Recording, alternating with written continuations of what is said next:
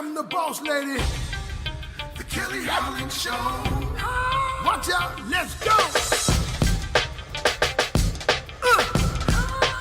Here come the boss lady, the Kelly Holland Show. Let's drop it. Here come the boss lady, the Kelly Holland Show. Come on. She gonna get it right. Research all about your life. Her info's always tight. Talking just to get inside. Gospel talking, Bible walking, wanna help you see. Faith is calling and she's walking with the victory. The king is on her side and she never quits. Put you on the show and you reminisce. Creative to the point where she's making hits. Business savvy is a Kelly. Are you getting this? The Kelly Holland Show. I'm liking this. The Kelly Holland Show. Come on, y'all.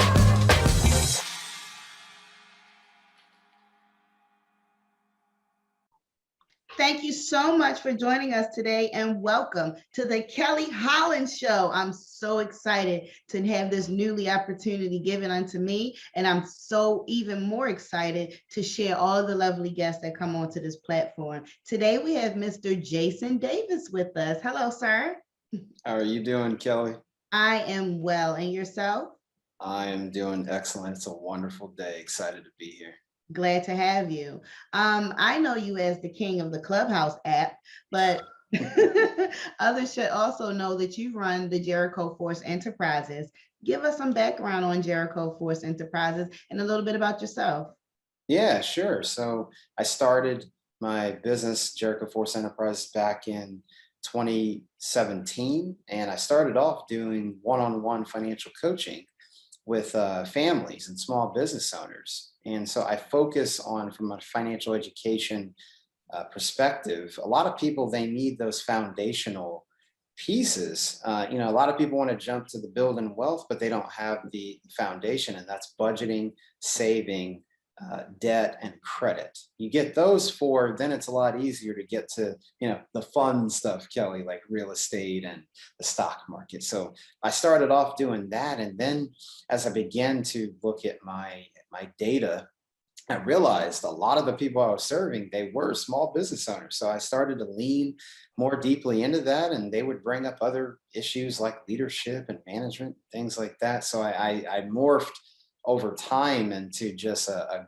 growth-based platform. So now I just flat out, I help business owners grow so that they can reach their full potential. So that's a little bit about what I do on the Jericho Force side. I speak, I coach, I train, I do a leadership experience, and I assess behavior using the DISC personality assessment. And then just a little bit about me, married to my lovely wife of 5 years as of this past March. So excited to be, I always tell her we're in 5 dot now, 5 and counting. I know the folks that if you're watching this, you're going to say, those kids are just young. Well, hey, we're celebrating every step of the way. We met in college at Georgia Tech. So it's definitely possible to find your sweetheart in college. So very excited to be husband to my wife. No kids yet. We are in that season. But I just have a passion for people, passion for faith, and just helping folks. And so that's just a little bit more about me and what I do in my business. Thank you so much for that quick bio. And it was impressive to know that you guys met in college and then still got married. That wink, wink to people. There was priorities there. So, there was, absolutely. I definitely understand that path. I too teach financial literacy. My main audience is youth and young adults. Of course, that's not a curriculum within their education, at least not in the public schools that I attended. And then when these young adults come out of school, they know that a job is needed. But just like you said, savings, debt management, being able to forecast your income and know no one's stealing from you, being able to save enough and only shop when you reach a certain goal instead of saying, I'm about to spend this whole check, and I'll get another one back. Girl, you're going to be broke for 3-4 days. I promise you. you spend that whole check. It ain't gonna last. So, Right. and that item you purchase is not worth it. So yeah, we go through a lot of steps to finally reach their financial potential, especially young mothers and fathers. Some in middle school, some in high school, that I have to transition into the reality of this world, which is, money, security, and healthy spending habits. So I'm glad we have that in common. What do you think today's youth is lacking that is pertinent for the new world? Oof, that is a loaded question, I Kelly. know you can go any way with it though. See how There's lucky so you many. are. I would say, and this is, the generations above them. We're partially to blame for this. I think because we live in an information age. There's Instagram, there's Twitter, Facebook, and TikTok. There's all this info, and I feel like the kids kind of get lost in the middle of all that, and so I feel like it's purpose, right? I feel Mhm. like the kids need a sense of a fortitude, a foundation. And because society, like I said, and we don't help, you got to do this, you got to do that, you got to make a way, you got to be about your business, but they've got to understand who they are. And Correct. that comes from purpose, it comes from encouragement, it comes from telling them, hey, it doesn't matter the background you come from, the family you come from, you can do this thing.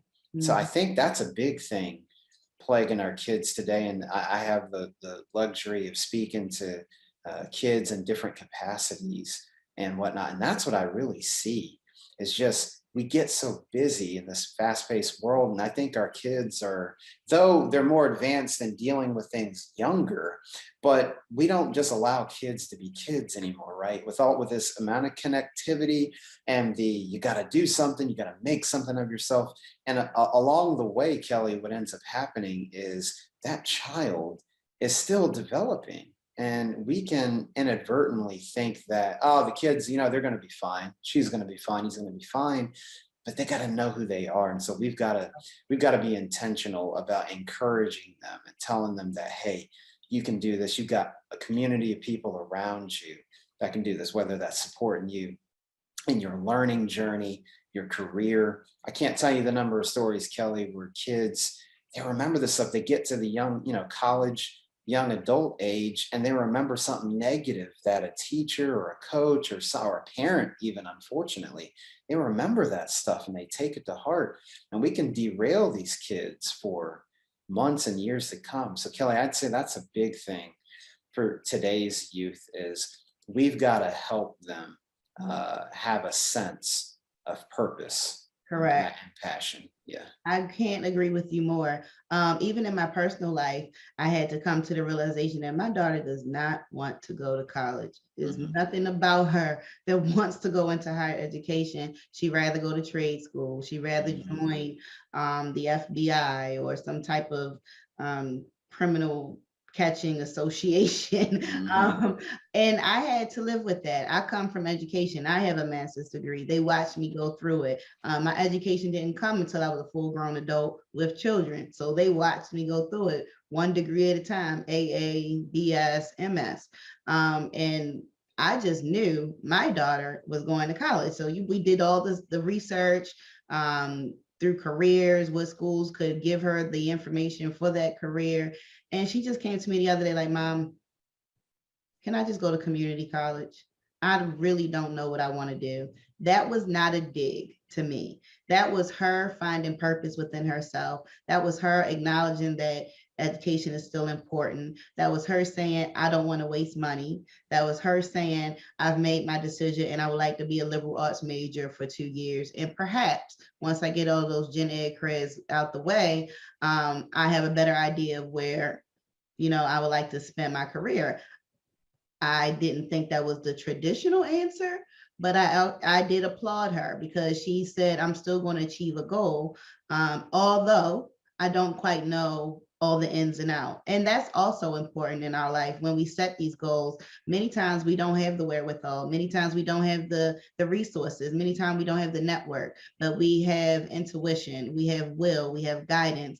And if you're spiritual like me, you have the Lord on your side. And so within that prayer life, it's much easier for the things to come to you as long as you ask God for it. Father, please help me break into this area of business. Lord, give me the network that I need to move forward. Help me reach the resources that are important to get to the levels that you want me to reach. And at the same time, I still have no idea. So we're going on faith, right? And we're going on the confidence that we have within ourselves or within God.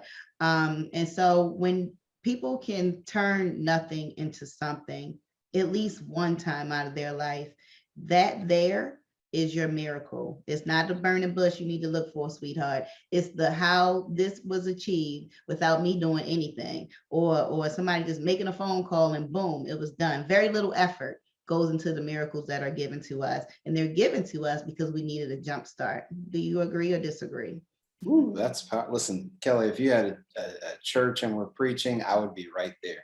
And the Lord said, and the Lord said, grab your neighbor, I feel a shout coming on. Yeah, listen, if you were preaching, I would be there. I can't agree more, Kelly, and I love the transparency that you shared with your daughter, and that is a prime example of mother and daughter having a open enough relationship as mother and daughter to come together and have a tough conversation about just the reality of things and where she's at and what she's trying to do. So I just want to commend you for having that conversation. And I believe with the support you're giving her and with her giving that confidence, that's part of her foundation. She's seen her mother, she's seen the path that you've walked. And then now she's, it was said to me years ago, everybody, the family, it's all one tree, but everybody has their own root, their own offshoot. They'll always be part of the tree. She'll always be part of your tree. So I love that interaction there. And it's those kinds of conversations I wish that every kid, every mother, daughter, every father, son, every father, daughter, every mother and son can have. Hey, mom, dad, this is what I believe that I can do, and I'd like to do this. And I feel like kids, even in those formative years, even going into college, there's always, I feel like they're walking around these invisible signs of, mom or dad, do you approve? Is this okay? And so in that moment you brought, I want to be something. Or I want to be something. Yeah. So I absolutely agree. Kelly, you get me excited. I'm gonna tell you. I'm excited. I'll tell you that much. All day, honey, all day. We can do this. And I would love to come on to your show when it's up and running, so we can continue on with the conversation.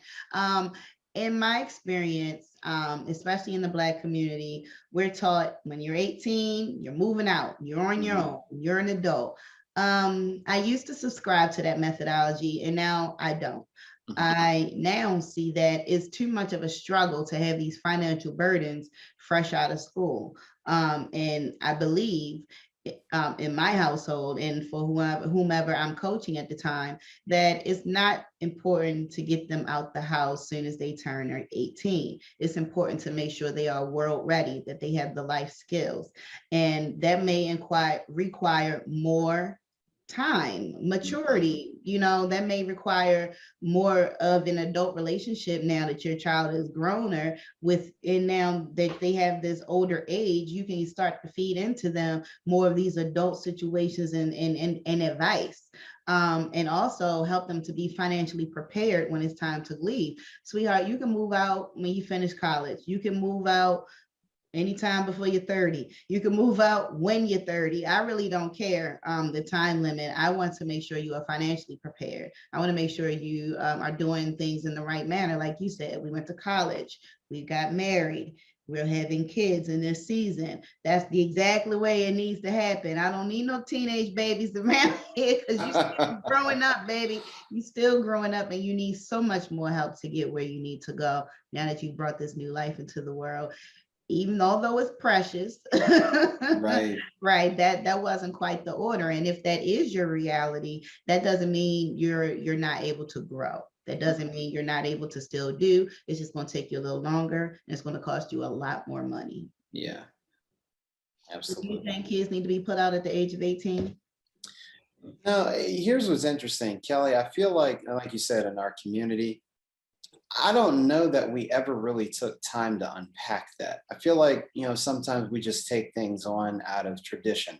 And Mhm. I'm not knocking, maybe for certain people, they needed to at 18. But if you look at the world that we live in and the student loan crisis and whatnot, I'm a big believer it's always ever taken a village. And so I think it's important in the Black community to step back and say, okay, well, first of all, where did that come from? I Like, have no hey, when you hit idea. 18, that you're gone. It's like, well, let's look at the origin. A, where did that come from? B, what does it mean for my household? Hmm. Or depending on your household, it might be advent, and key word on might. It might be advantageous for that son or daughter to leave the house at 18.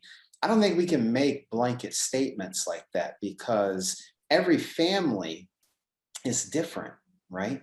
And so I think we have to unpack what it means.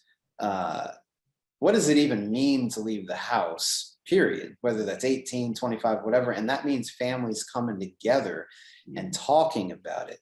The Bible talks about training a child up in the way he should go. And when they grow old, they Mhm. won't turn from it. So it's that spiritual foundation, it's a life skill foundation, it's a financial foundation, it's a values, principles foundation that they're getting in the house. And so, depending on the circumstance, like, well, this child might want to go to community college, or they want to go to trade school, or they want to go get their bachelor's, or they have a plan like shortly after their bachelor's, they want to go get their master's. I think parents have to talk openly with their kids about it. It's okay to set goals, it's okay to change goals, it's okay to not initially know what you want to do. There are resources, and in talking things out, we can handle it together. So I'm more of the opinion, what's best for the family, not just what the community or what society is saying. And I don't think we can just make that any blanket statement. Oh, well, Black people are supposed to do this. That's that societal cultural pressure. And Kelly, this, we put a lot of pressure on Mhm. ourselves and our community. Let's try to relieve some of that pressure, and let's look at our specific context based on my family, where I live, the city state that I live in, what's going on emotionally, mentally, spiritually, what college is even on the table, what's the career plan for that child, how is the parent situation changing, right, Kelly? Some people, empty nest is a new dispensation for a lot of parents, whether you're a single parent, mom, single parent, dad, or married. It's like, that's everybody's like, hey, I want empty nest, but it's like, again, what does that look like? We can't just lean off of, well, they say, because they said in a magazine or on TV show or on the radio or on the podcast that empty nest is supposed to look this way. No, I think stepping back, what does it actually look like? The process of children leaving home, It whether just that's looked like summer 18. break. No, just look like, that's why I'm laughing. I'm like, mine left yesterday. Right. But they're Yeah. coming back. Yeah. That permanent push, though, that could be detrimental Yeah. to some. It really can. Tell us more, and let's switch subjects a little bit, Mhm. about Jericho Force Enterprises.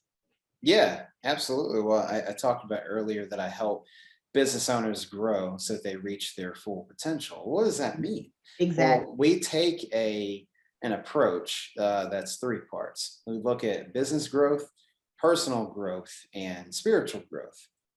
So if you're followers of Christ, like Kelly and I, a big part of your growing in your business and being successful, and even your personal growth, maturing and changing, is your faith. And so you've got to have a faith foundation. So in my business, we talk about how all three of those are layered together. Yes, the business finances. Yes, the marketing plan and what systems. I'm big on that. On the money side, I teach on personal finance, but I also talk about the business finances and the systems that are in play. Do you have a way to take payment?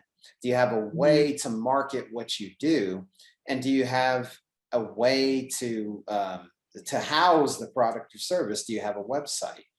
Do you have a warehouse? Whatever that is, those are usually the three things you need to get going. And then there's the personal growth aspect, Kelly. So I do, one of the things I do in mastermind groups was just a peer-to-peer mentoring concept with a small group of people, 6 to 12 folks, is we unpack concepts like personal growth. And so I run masterminds on the 15 invaluable laws of growth, because we must be growing as people. One mistake we make, Kelly, is we just automatically assume that growth is going to happen. No, John Maxwell talks about the law of intentionality, and that means growth doesn't just happen.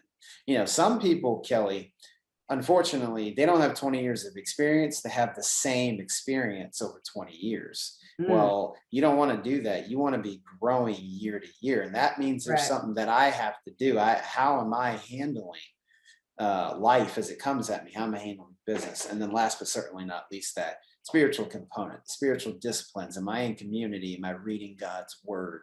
Am I inviting the Lord into my place of work so that both my work and my soul can thrive? So those are the three areas we focus on: business growth, personal growth, spiritual growth.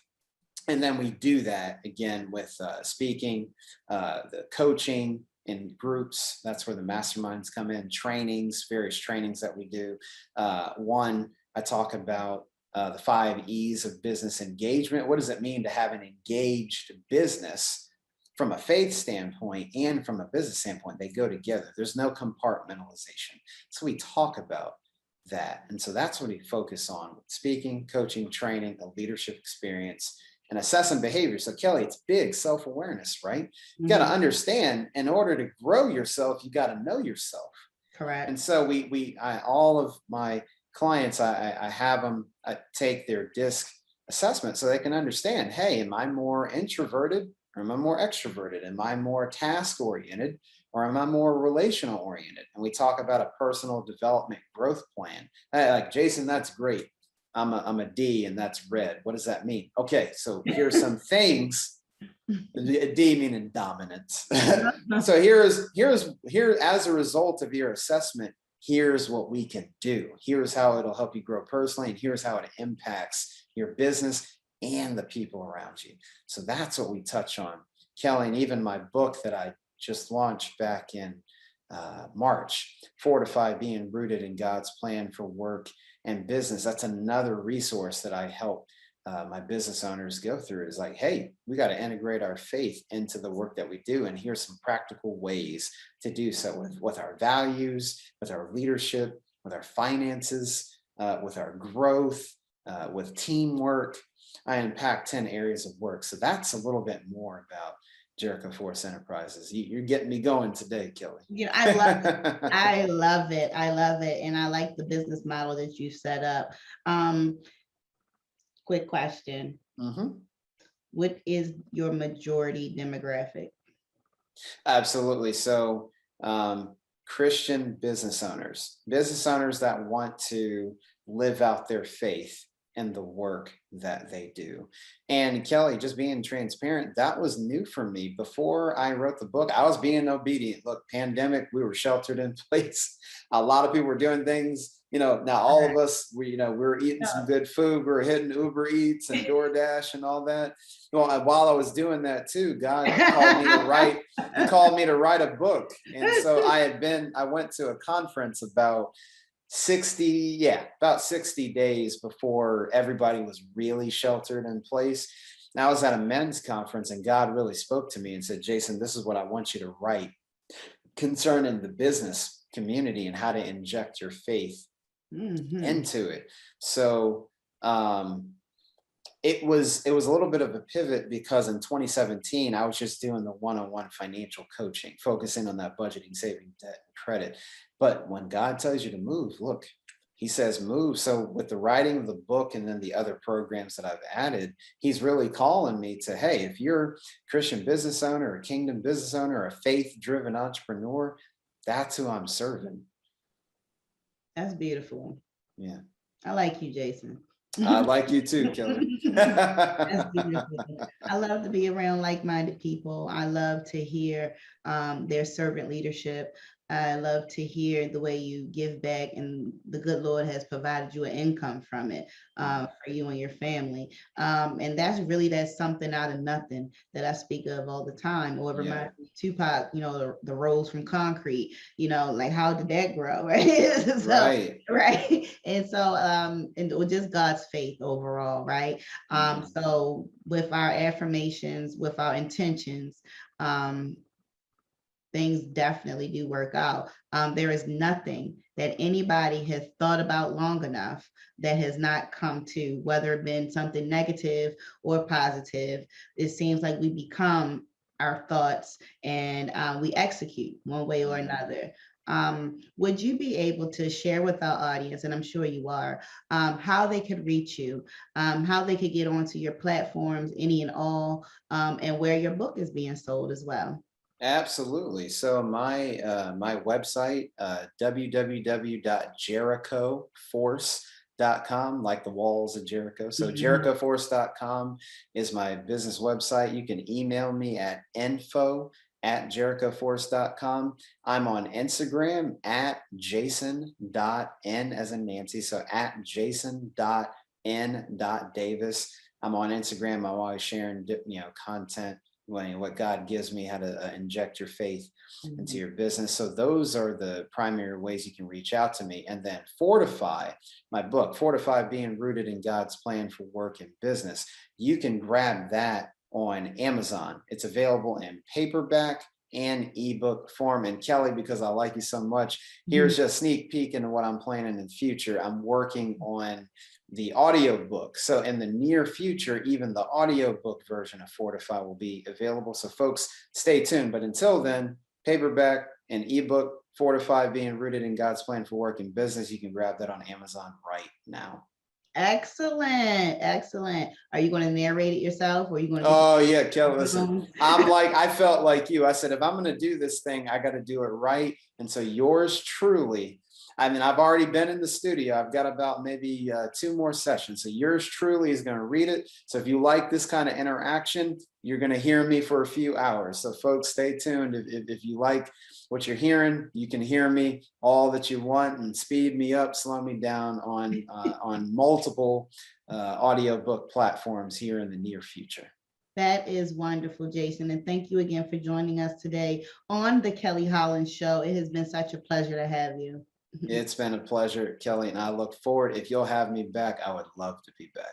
Oh, you're definitely on the schedule. I was going to share that later.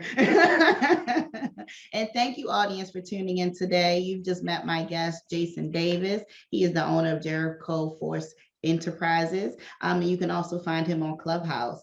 This has been the Kelly Holland Show. And never forget to tap back into your unspeakable joy. Have a great day, everybody.